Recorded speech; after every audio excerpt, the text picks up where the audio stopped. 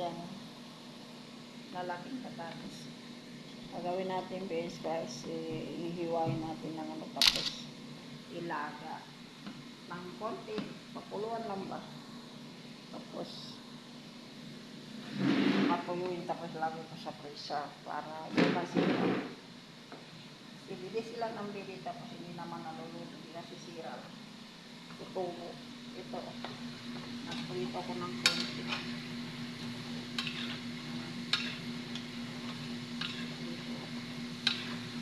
Gawin ko ng ganyan guys. Pero gagawin ko, ilalaga ko ng pakuluan ko ng konti muna. Ito hindi na, dinayari ko na. Kasi kakainin.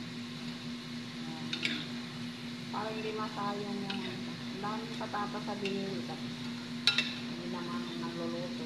Masisira, sayang. Diba? Gawin natin ganyan. Guys.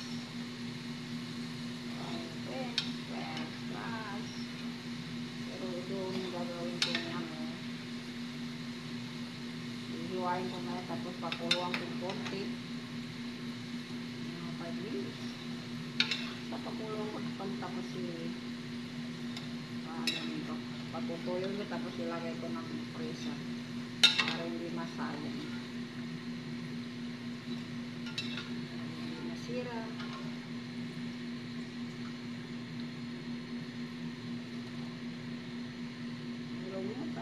Wala nang mura na yung mga biliin guys, diba? Tapos masisira lang yung sayang. Ang dami pa rin sa labas kinin. Gawin ko na lang ganyan. Gawin ko na lang ganito. Diba? Di pa masira. Ilagay ko sa freezer.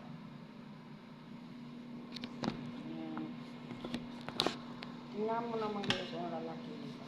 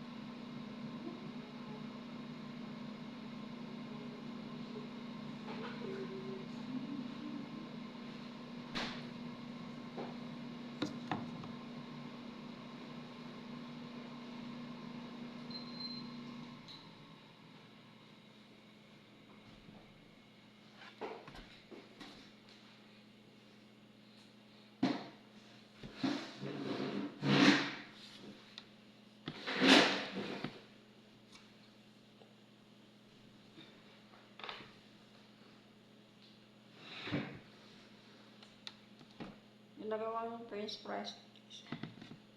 Pakuloan lang yan na konti.